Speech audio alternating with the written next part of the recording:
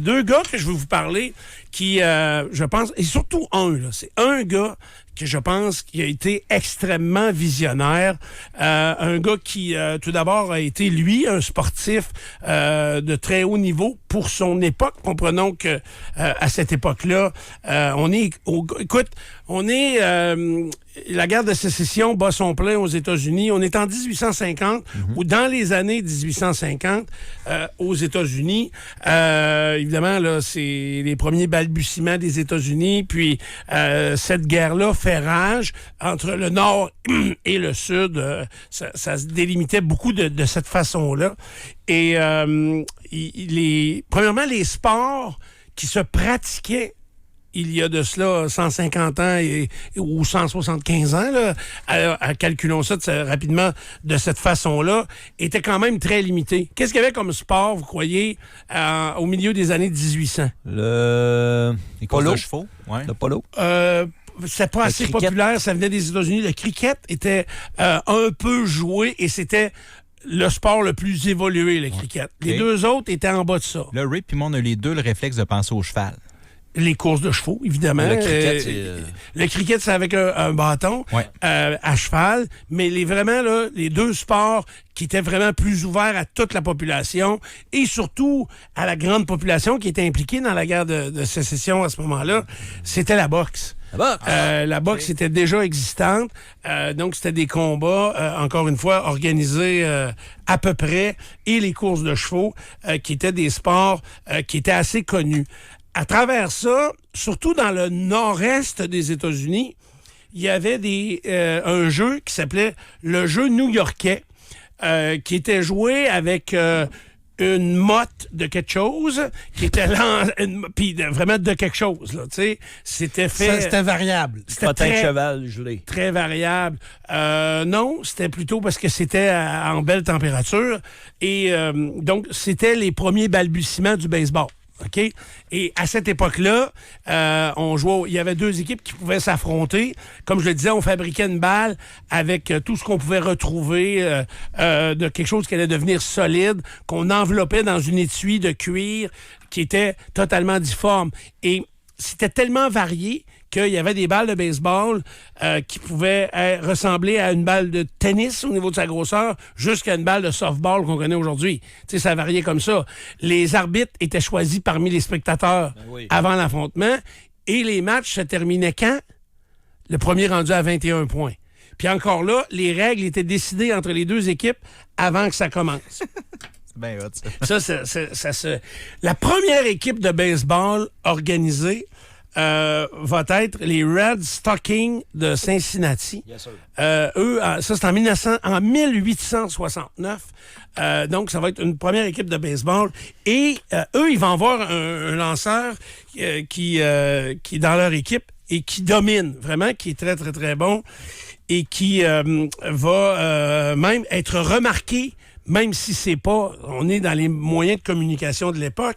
Alors, Albert Goodwin Spalding est un lanceur qui fait fureur dans les premières années, les premiers balbutiements d'une ligue majeure de baseball, mais encore là, sans délimitation de clôture. Les joueurs jouent à main nue. Comme je vous le disais, il n'y a aucune uniformité de la balle, des bâtons et surtout des règlements aussi.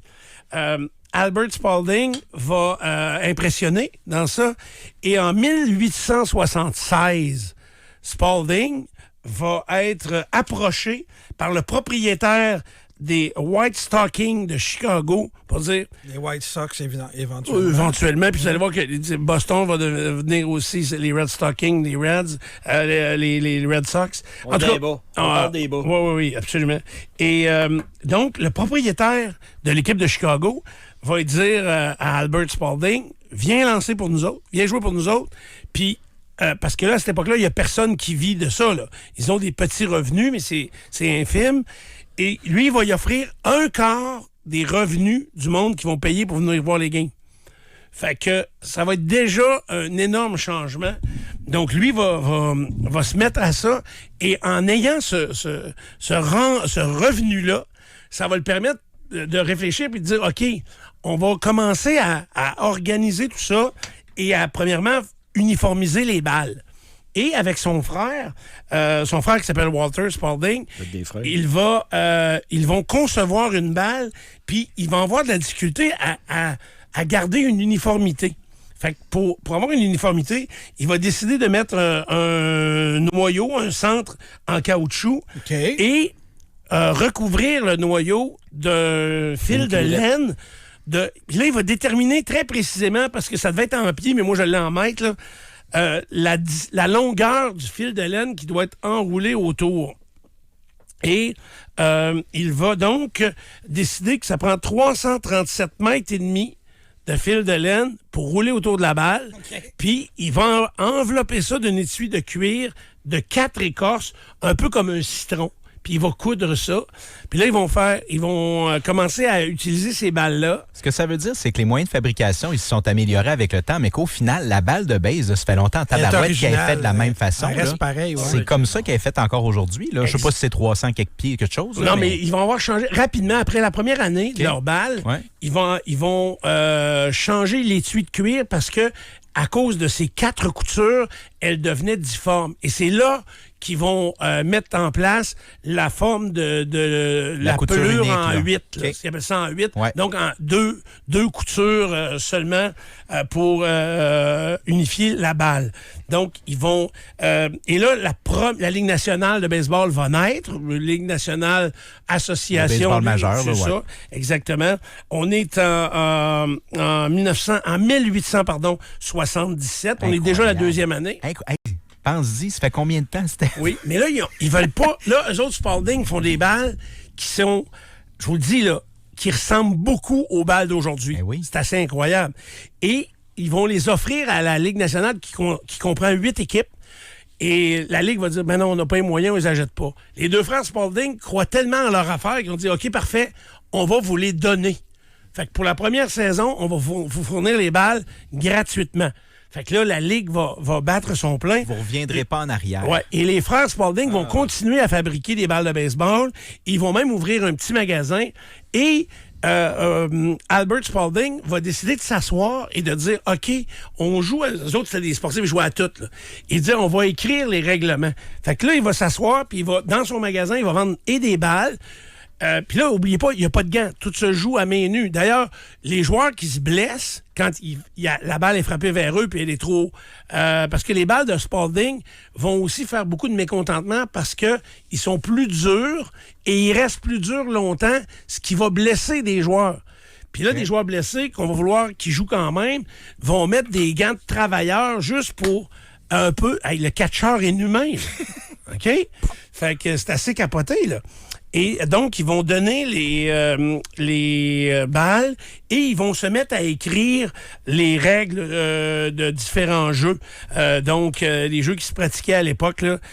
Donc, ils vont déterminer des arbitres. Parce que, à l'époque, quand ça commence, il y a un arbitre qui est choisi dans la foule et lui, il compte les prises. Puis les retraits, puis les retraits se font comment à cette époque-là? En 1876-77? Faut que le coureur, le frappeur qui devient coureur, soit frappé par la balle. Fait que le but, c'est pas de... Tu y lances dessus. Et ça fait d'autres blessés. Ouais. Fait que, mais c'était de lancer la balle sur le joueur avant qu'il arrive à son objectif. T'sais? Fait que... Et ces règles-là vont être, à un moment donné, mises sur... Puis les balles sont pas comptées.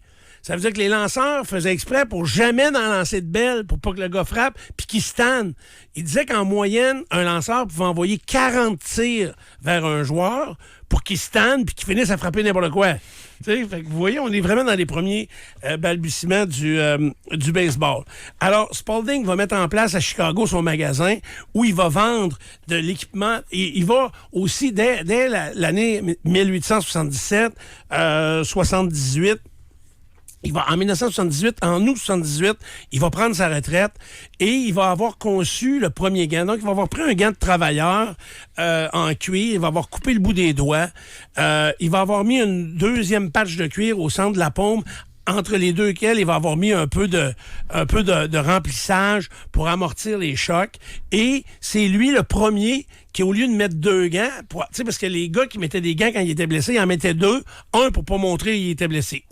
Et 2, parce que c'était plus uniforme, c'était moins lettre. Lui va être le premier à jouer avec juste un gant, parce qu'il pogne tout le temps de la même main. Fait que, et ça restera comme ça pendant des années.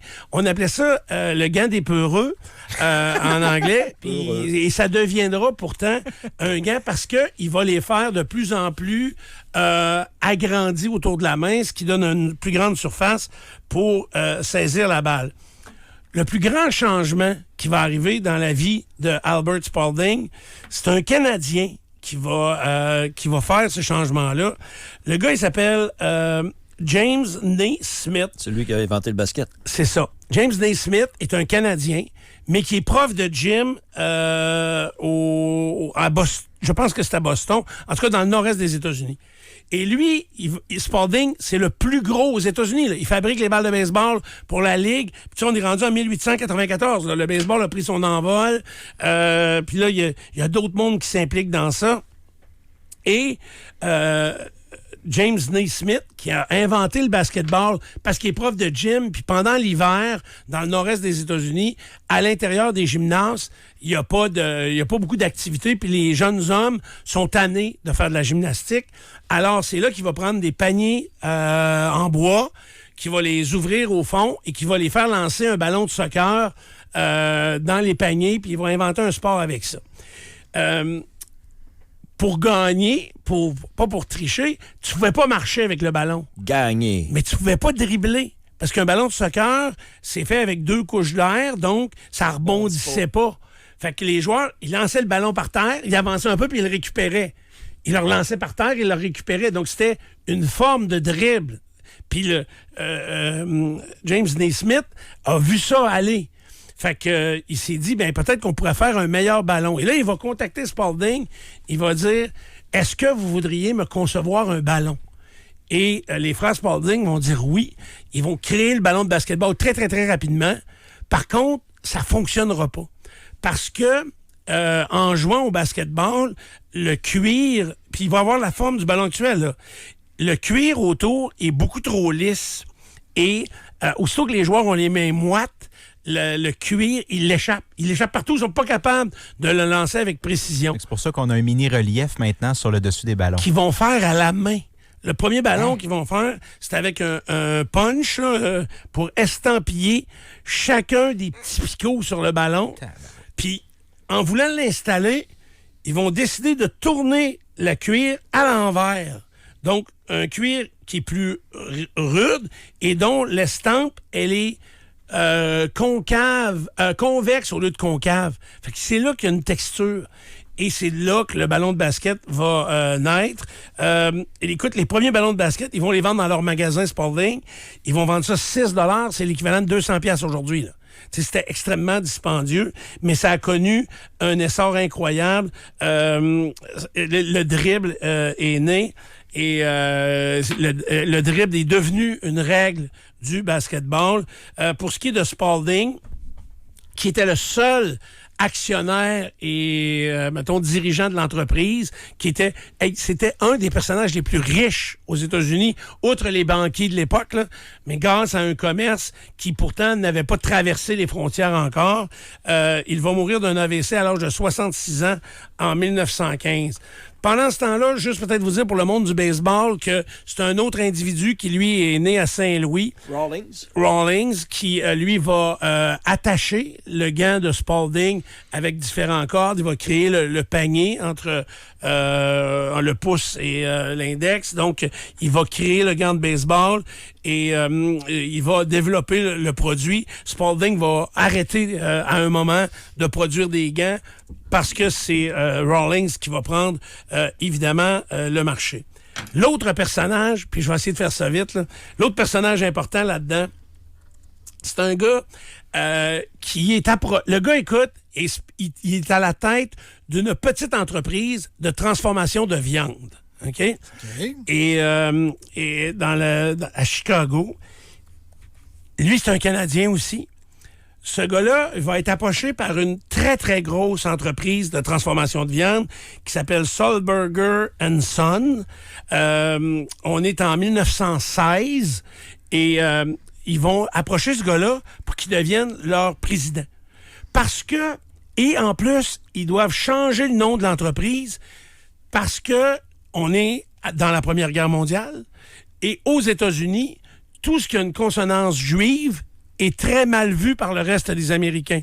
Fait que leur compagnie de transformation de viande est en train de péricliter. Ils perdent énormément de marché parce que c'est juif.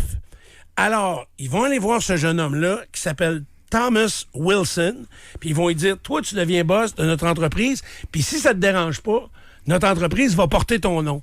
Puis c'était pas des fous, parce que le président américain, à cette époque-là, c'était un dénommé Wilson. Woodrow Wilson. Woodrow Wilson, c'est en plein ça.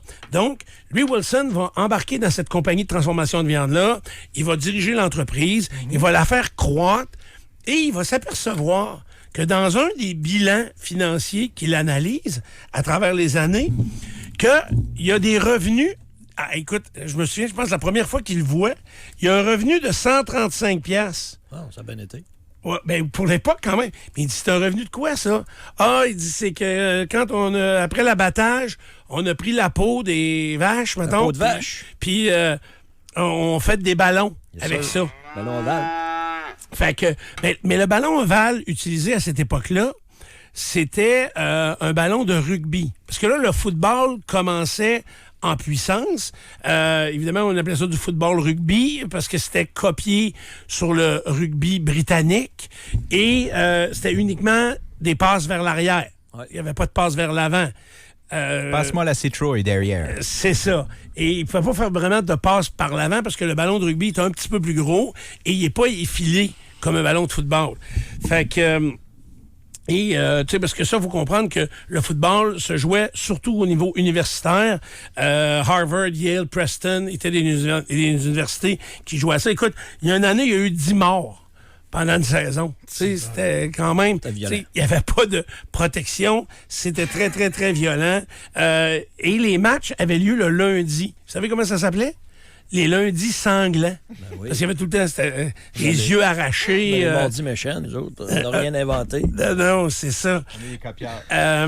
Et là, ce qui va arriver, c'est que Thomas Wilson va donner un mandat, parce que l'entreprise de transformation de viande, de qui il est devenu le grand boss, il va investir beaucoup sur le développement d'un ballon.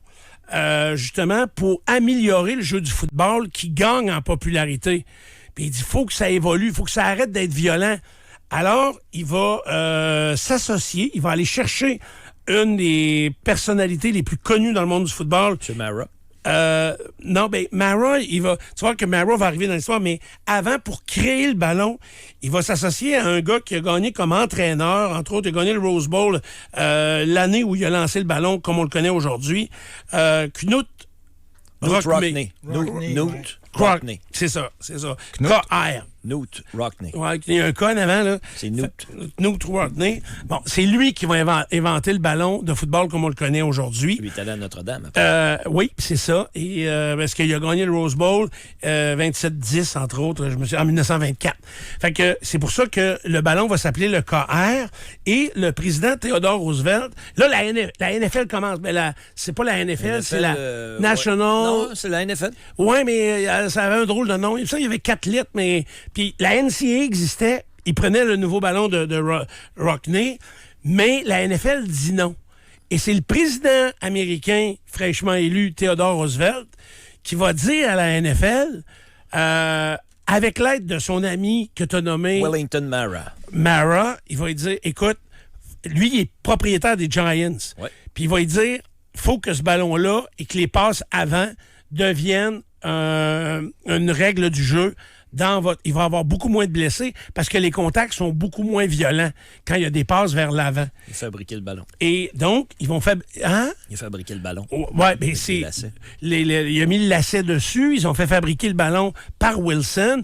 Et en guise de remerciement, Wilson va faire étamper sur le ballon de Duke, qui est le surnom du fils de Mara qui vient de naître, qui s'appelle Wellington, son prénom, en l'honneur du duc de Wellington.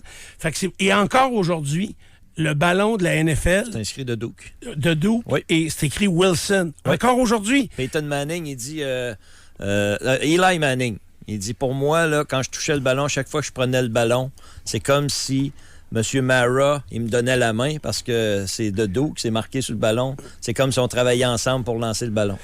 OK. Il a toujours dit ça. Et qui mettait sa main au bon endroit. Lui, il a une vie spirituelle, en tout cas, ça, c'est clair. Ils sont croyants, les Manning, oui. Oui, c'est ça. Hein. Fait que c'est comme ça qu'en 1941, là, tout ce beau projet-là va arriver à sa naissance. Et pour conclure tout ça, juste pour vous dire comment ça a évolué, mais pas tant que ça, au baseball, la balle faite par Spalding va avoir été la même Spalding avec des légères modifications, évidemment, internes, là, mais pendant 101 ans. Ça aura été la même balle jusqu'en 1976.